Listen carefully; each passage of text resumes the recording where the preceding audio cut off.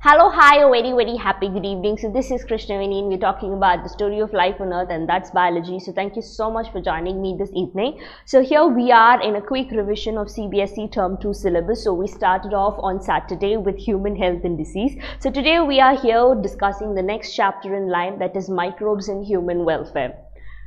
So this is a very small chapter compared to human health and disease, which took us nearly 1 hour to finish the revision, but this will take us only 20 to 25 minutes to complete the entire revision. So this is a very short chapter. So we have 6 chapters for CBSE Term 2 board. So the shortest of those 6 chapters, one would be microbes in human welfare, the other would be biodiversity and conservation. So we are done with one of the huge chapters, that is human health and disease. So I believe you guys revised human health and disease after our revising session on Saturday, and you found it easy and you were able to solve questions. So I believe so. I hope your preparation levels are high up. So today let's continue with the second chapter in line, that is microbes in human welfare. Okay,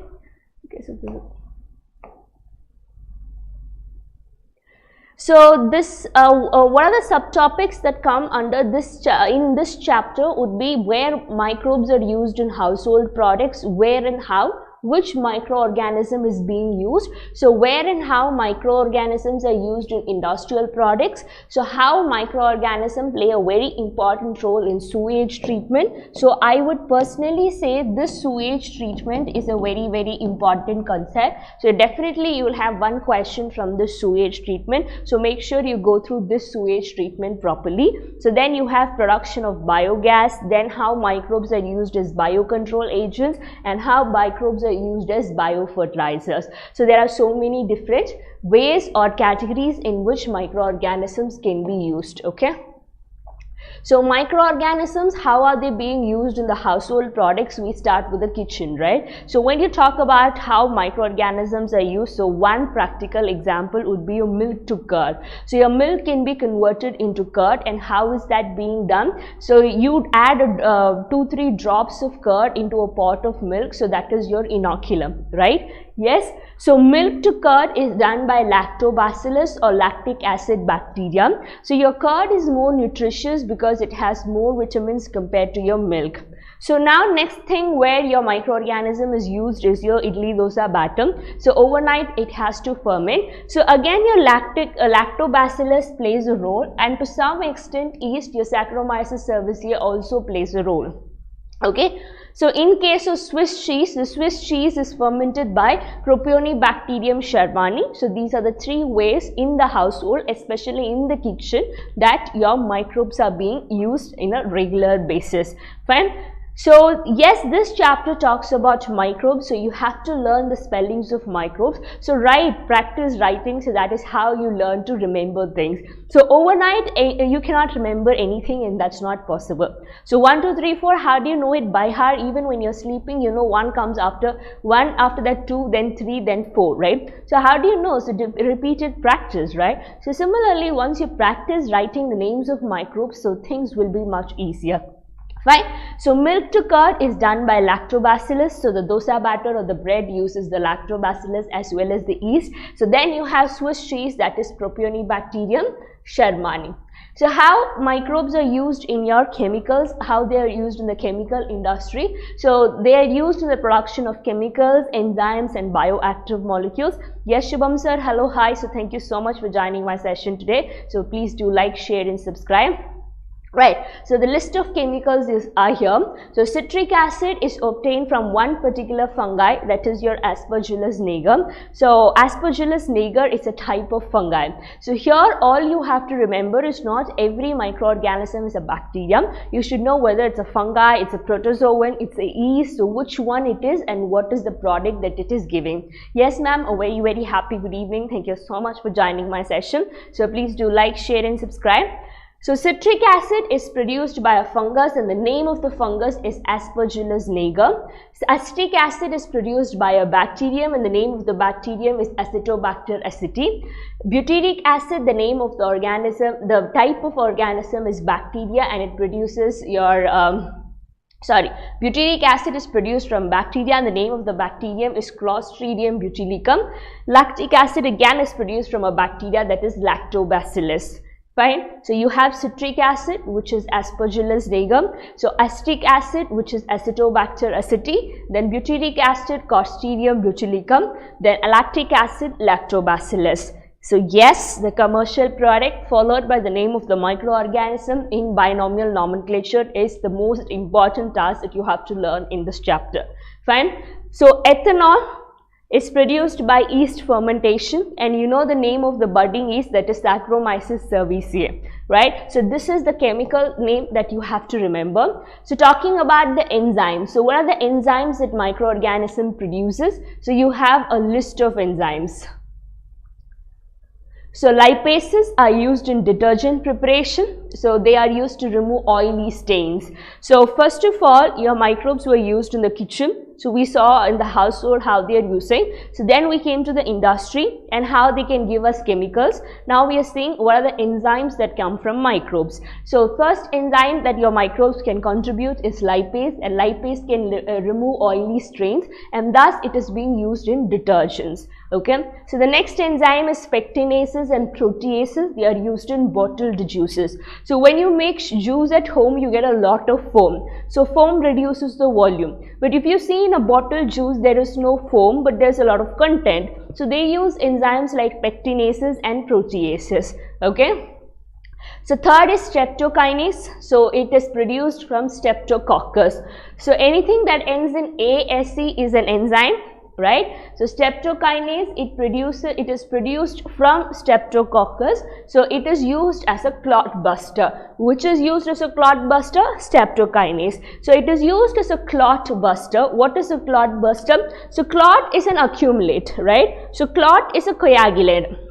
So in your passage of blood vessel, if I have a clot, the flow of blood vessel is not complete. So you have to burst or dissolve the clot to have the proper flow of blood, right? So in that case, we use clot bursters for the patients who have myocardial infarction, which we call it as silent heart attack, right? So in that case, we use streptokinase, which is derived or obtained from Streptococcus. Okay. So then you have cyclosporin A. It is a type of immunosuppressive agent. So what is an immunosuppressive agent? For example, if I need a kidney transplant and if I have a donor who's giving me kidney, but what if my immune system raises an immune attack and rejects the incoming organ? So that's a loss for me. So when I'm getting a kidney transplant, my immune system is suppressed to accept the incoming organ, right? So in that case, I would be given or administered with immunosuppressive agent. So one such immunosuppressive agent is cyclosporin A.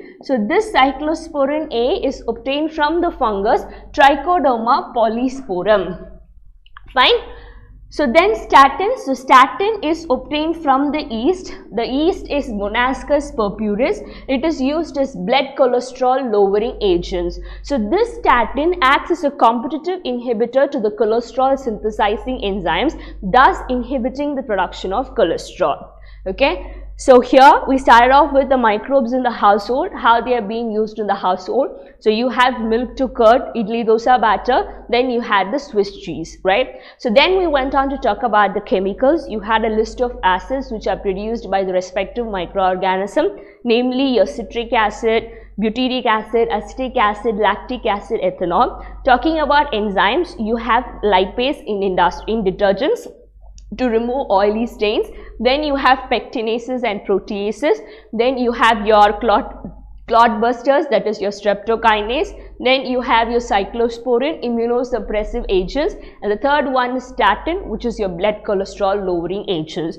So there's a short question in one of these enzymes, I can guarantee you. So for example, they might say cyclosporin functions as what and where it is obtained from. It can be a 2-mark question, it can be a 3-mark question. So please learn the spellings of the microorganisms properly, right? So next comes microbes in sewage treatment. So why is sewage treatment done? So first of all, you have a lot of waste that is getting generated, right? So every day you have a lot of waste, and among the waste, human excreta is the major chunk. So you cannot directly take the sewage waste and directly throw it into running water bodies. So that would cause a lot of harm. Because your sewage water has a lot of toxic ions and a few pathogenic bacteria. So it can cause diseases like cholera, etc. So we have to treat them before putting them or disposing them off in the inland water bodies. So who is going to treat them? So you have microbes. So we call these microbes as heterotrophic microbes, right? So how is this process done? So we are gonna see.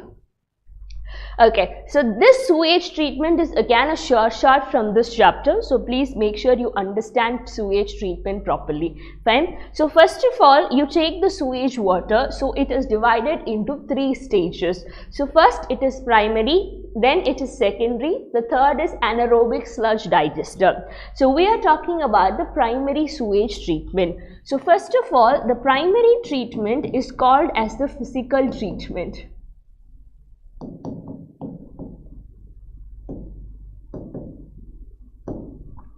Okay, so you do physical means to remove the floating debris. So if you see a water that is so dirty with plastic debris all over, you can use 2 methods. So one is you can do filtration.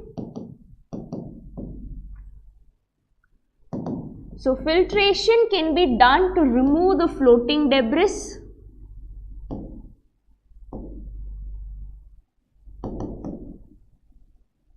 So large particles which are visibly floating can be removed by filtration, right? So now they can be small particles like sand, grit and gravel. So you cannot filter them. You need very small filters for that. So instead we do sedimentation.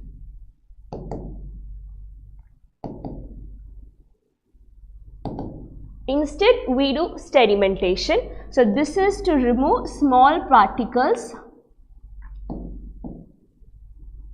like sand, grit and gravel. So if sedimentation happens, it is like this. So particles settle and the liquid is at the top, right? So in sedimentation or after sedimentation, you have 2 layers. So this layer is called, this is the supernatant, right? So this is called as the effluent and this is called as the sludge. So since this is primary treatment, this is your primary effluent. Now this primary effluent enters your secondary treatment.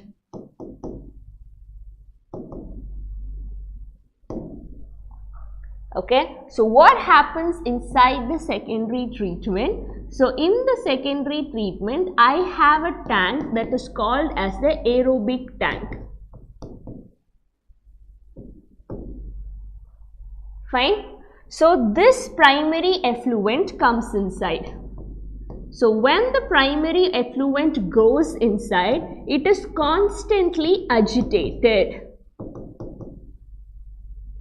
Agitated means it is constantly mixed. So in a mixie, you constantly mix the contents. That is why you have blades, no? So this is also constantly agitated. So when this is continuously agitated, it leads to the growth of aerobic organisms. So that is called as flux. So floc is a combination of bacterial plus fungal mycelium. This is called as your floc. Because ultimately I am taking the sewage water. The sewage water has a lot of ions and pathogens. So when I constantly mix them, so something acts as an inoculum which makes it give rise to these flocs. So flocs are aerobic, right? So flocs need oxygen to survive. So now where will they get this oxygen from? So this sediment or this sewage, this effluent or this sewage has a lot of organic matter. So your flocs can actually oxidize this organic matter to make oxygen for themselves. your flocs can oxidize the organic matter in the sewage water to make oxygen for themselves, and this is called as your BOD, biochemical oxygen demand. The amount of organic matter oxidized by the aerobic organism to produce oxygen, that is your BOD. So if I say the BOD is higher, it means the pollution of the water is also higher.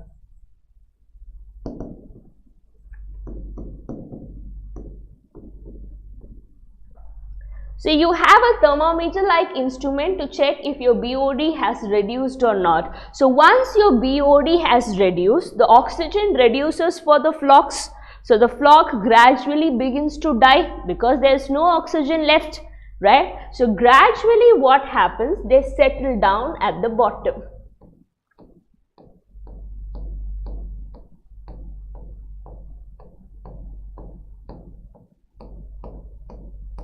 So this is sludge. So this is my effluent. This is my secondary effluent, and this sludge is called as activated sludge. So this secondary effluent is treated with chlorine and it is released into the water bodies.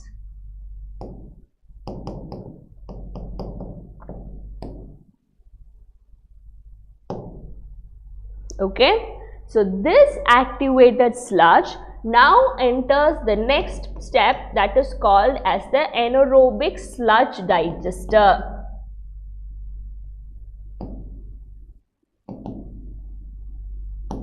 Only some amount of the activated sludge enters the anaerobic sludge digester. Remaining acts as inoculum for the next round of sewage treatment. For the next round, when the flocs have to grow, you can give inoculum as this activated sludge. Okay? Yes? Fine. So inside this anaerobic sludge digester, so you have this flocs, right? So that is your activated sludge, right? So these activated sludge, they are digested by anaerobic bacteria.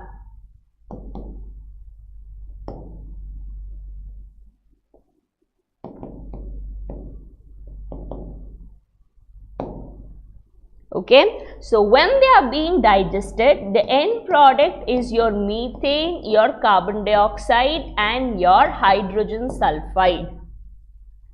So this three is called as your biogas. So this is your entire sewage treatment in short. Understood? Is sewage treatment easy? So I don't think it was really tough. So initially you have the primary treatment, then you have the secondary treatment. The primary treatment is called as the physical or the mechanical treatment. The secondary treatment is called as the biological treatment. Right? Okay, so we move forward.